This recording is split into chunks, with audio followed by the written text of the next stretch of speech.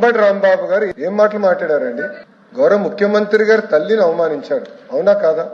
నేను స్ట్రైట్ గా మాట్లాడుతున్నా. వాళ్ళని వదిలిపెడతామా?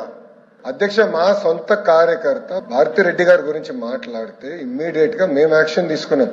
జైలుకి వెళ్ళాడు అధ్యక్ష, రిమాండ్ మేము పంపించాం అధ్యక్ష. అది మాకు ఉన్న చిత్తశుద్ధి.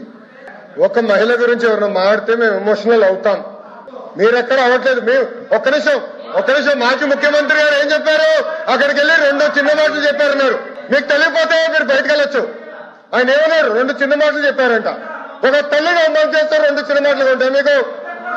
చిన్న మాటలు ఉంటాయి మీకు? సొంత తల్లి చెల్లిని గౌరవించడం మీకు అలవాటు లేకపోవచ్చు, మాకుంది. బాధ్యత మా పైన ఉంది. ఒక్క మహిళ చోలికి ఎవరు వెళ్తే వదిలిపెట్టాం మేము. అది మాకున్న సంస్కృతి. అంతేగాని మీరు సమర్థించి ఎవరో క్షమాపణ అడిగారని బాస్, ఒక తల్లి జోలికి వెళ్తే ఎవరిని వదిలిపెట్టాం. Take it from us.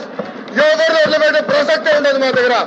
ఎవరు తల్లైనా, జగన్మోహన్ రెడ్డి గారి తల్లైనా కూడా, ఎవరు తల్లైనా, ఎవరు చెల్లైనా, ఎవరు అక్కైనా, ఒక మహిళ జోలికి వెళ్తే ప్రజాప్రభుత్వం ఎవరిని వదిలిపెట్టే ప్రసక్తే ఉండదు.